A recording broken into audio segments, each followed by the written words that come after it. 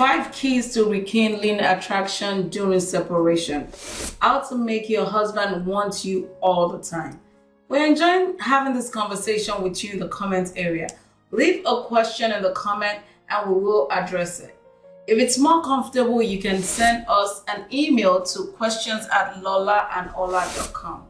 In this video, we are adding some context to an answer we gave to Queen some few weeks back. Be sure to check out that video. It's called Unwanted Separation. Use these 5 tips. It was also a response to an original video called Ignoring Your Spouse During Separation. Here is our response to that video. Thank you, Lola and Ola. I am grateful for you guys. You've opened a new perspective to me. I believe I should work on myself now moving forward. The period of sorrow and grief is coming to an end. About the question if I am a selfish person, the answer is no. I have always given people my time, love, and affection.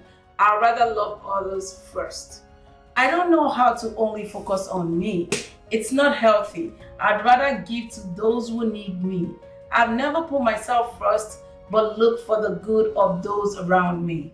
Hence, I helped Obi become who he is today. Now that he's left, I don't understand what I did wrong, to be honest. We spoke a few days ago and he wanted to know what I have been up to. I don't know why he suddenly is interested to know about my whereabouts, but he will not disclose what he's doing or how he feels, which I find strange that he's obsessed with knowing what I am about. I think I need to be more attractive and work on myself more, like you mentioned.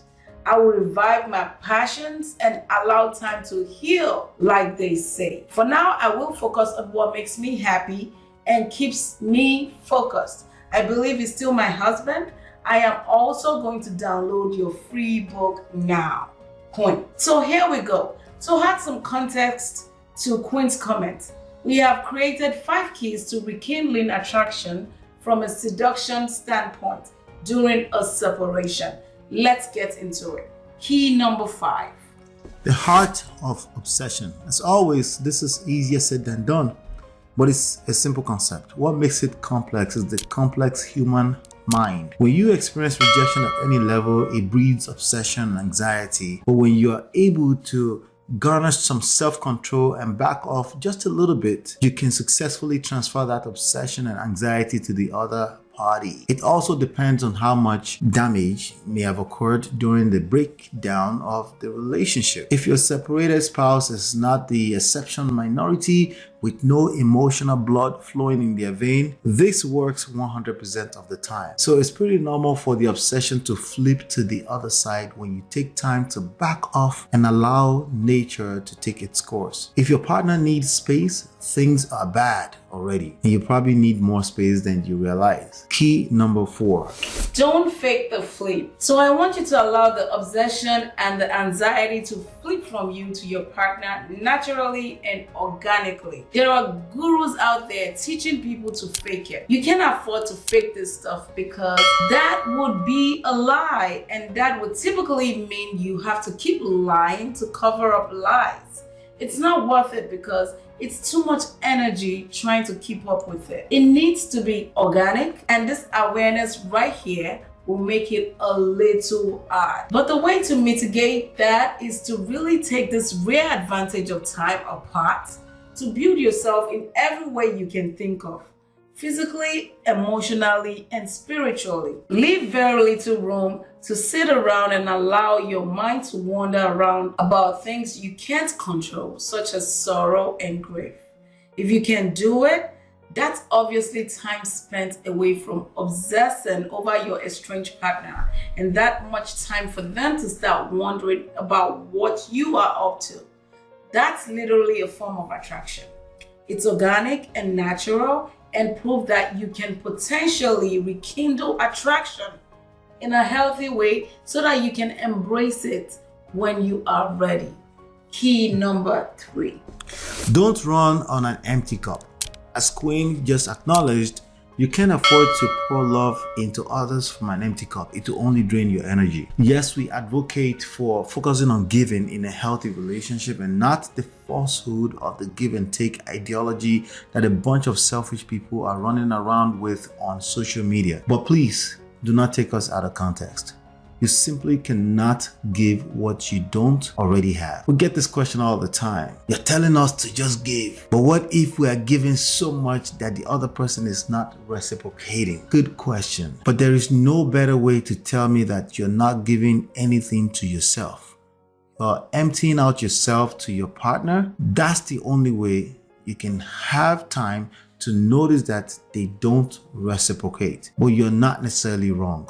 Just a thought to consider. And worse, you're setting them up with false metrics of expectations that are based purely on your disappointed emotions. You can't win together like that. You might win alone and effectively destroy the relationship, but let's be guided. When you can demonstrate the ability to take care of yourself, there is almost nothing sexier than that when it comes to rekindling attraction again. And of course, they naturally can't wait to get on your good side.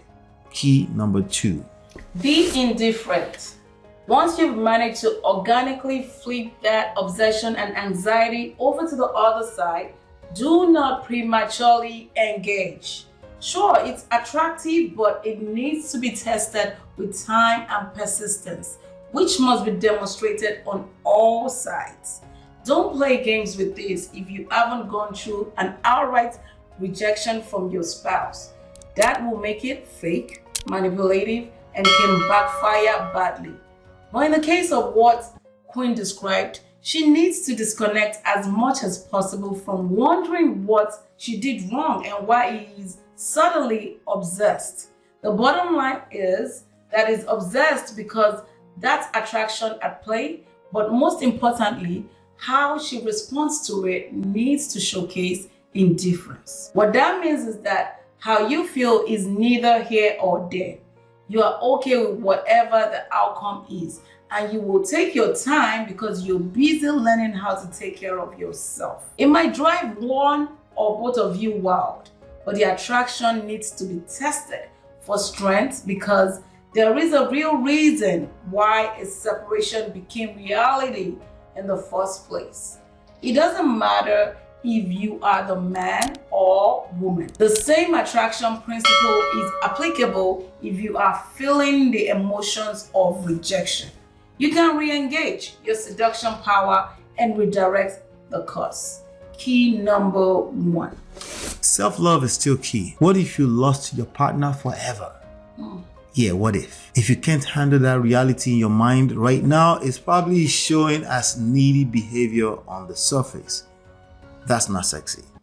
It's like no wonder they are running away from that.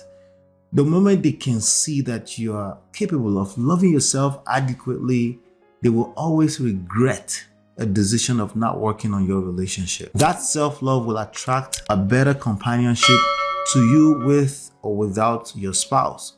It's non-negotiable. And again, we're not talking to selfish people. Self-love as a religious talking point and ideology can also destroy you and everything you care about.